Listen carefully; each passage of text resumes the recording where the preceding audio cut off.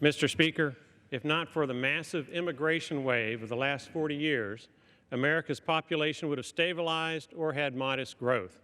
Instead, America's population has exploded to 321 million people, due primarily to 62 million foreign-born people plus their minor children. As an aside, illegal aliens are estimated to account for roughly 25% of that growth. Overall, America's foreign-born population grew from 4.7% of total population in 1970 to over 13% of total population in 2015. Consistent with the above, the Census Bureau estimates that within 7 years, America's population will have the highest percentage of foreign-born people since the Revolutionary War, adding another 74 million people to America's population over the next 45 years.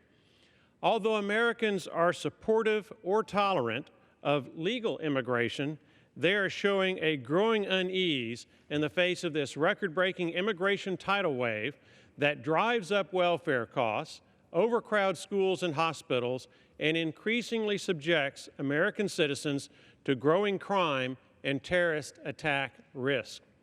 Consistent with this growing concern, a recent poll found that 61% of Americans believe, quote, continued immigration into the country jeopardizes the United States, end quote.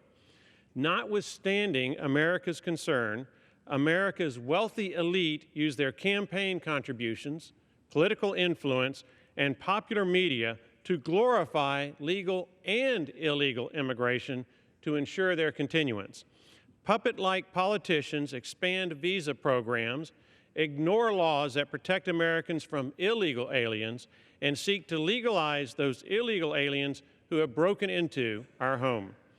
Left-wing media, Democrats, and even some Republicans brand as racist and small-minded the working-class Americans who object to massive immigration and label concerned politicians as paranoid isolationists.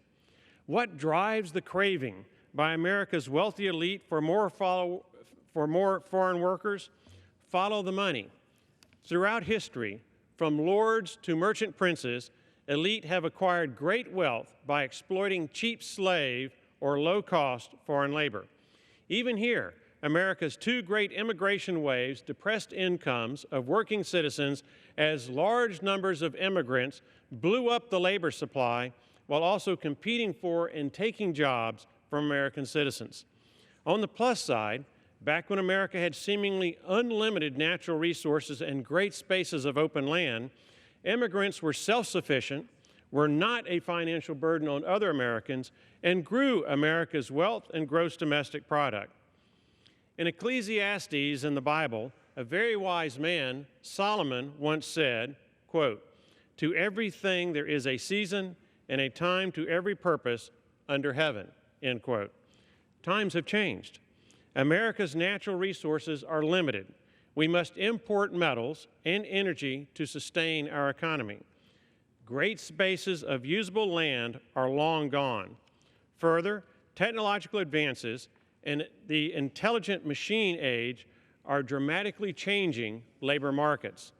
Rather than just more productive tools that must still have a human in the operational loop, intelligent machines produce value independently with minimal to no labor requirements.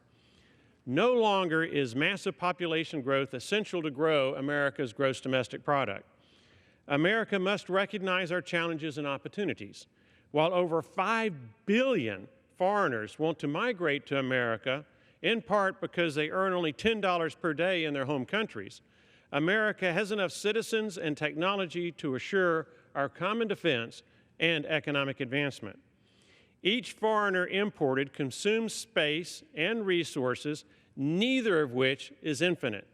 Hence, we must be more selective in our immigration policies to ensure incoming immigrants are both self-sufficient and are able and willing to be properly absorbed into American society. If we aren't, America's population will explode and America will lose its special place in history. Mr. Speaker, I yield back.